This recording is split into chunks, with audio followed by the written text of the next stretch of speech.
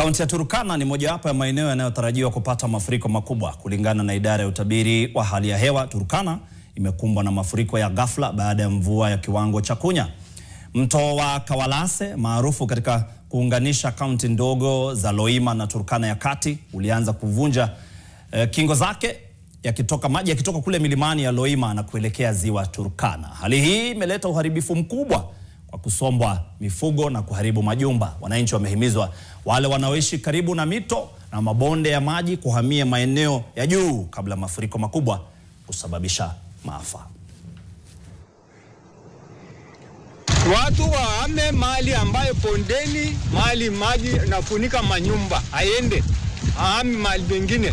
Asingoje director jana amesema. Kuna wale ambayo hawapendi kusikia maneno, na jinsi tunavyoona mambo inakuja kuwa mambo mbaya sana. Hii maji ni mingi sana na ni mwanzo tu.